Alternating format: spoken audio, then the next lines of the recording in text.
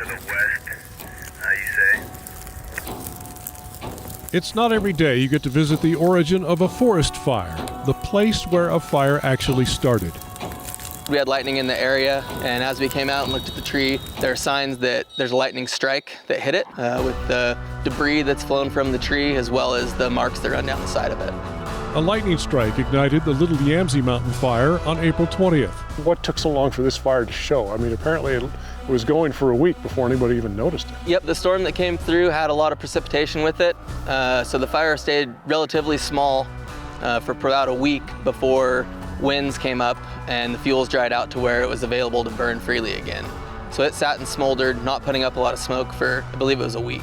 When the fire was finally observed, reported, and the first crews responded, it had grown to about 35 acres. Our folks come out and look at it, they assess it, they initially get control of it so we're not at risk of it running rampant. In fact, got a lot of projects here, we've thinned the small trees out of the way. We knew we had a great opportunity to build on the Dillon Creek fire that we had last year.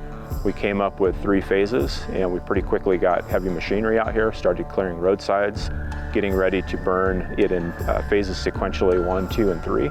Located far from any homes or structures in the Fremont-Wenema National Forest, about 30 miles southeast of Chemult, and in an area where managers were planning to conduct prescribed burns, a decision was made to grow this fire. We have a very systematic and strategic plan using current roads that are out there and other natural features to very systematically grow this fire day to day and expand it out to some control lines that we've really invested in. We've done a lot of thinning along these roads to reduce that to a point where we'll be highly successful in holding that fire. 1,200 acres were ignited in the first phase. Another 1,000 acres were burned in phase 2. And finally, 3,700 acres in the third phase, all in the name of reducing wildfire hazards and improving forest health.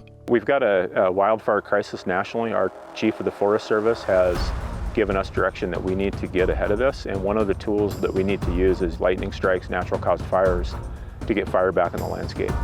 We definitely need to thin and remove a lot of the excess brush, because even if we come and remove the small and medium-sized trees, there's still a lot of flammable brush, and we've got all the pine needles on the ground.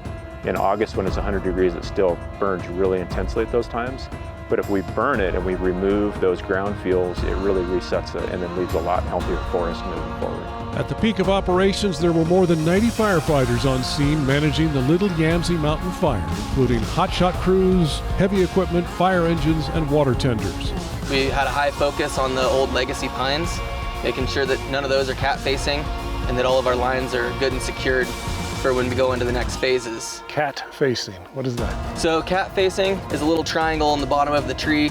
Fire will work its way into that little section and slowly burn out the inside of the tree, hollowing it out, giving it the opportunity to fall over.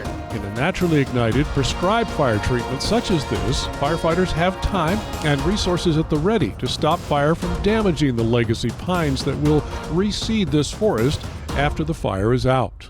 Now, you had an opportunity to do something like this, what, last year on another fire? Last year we had the Dillon Creek fire, and it's just north of this fire, and this, when we're done, will tie into that. And it was a large success, great underburn like behind me for the majority of it. There were a few thick lodgepole areas that burned kind of hot, but it really set us up for success. If we have a fire start in that area, we can get to it, get it suppressed in the heat of summer.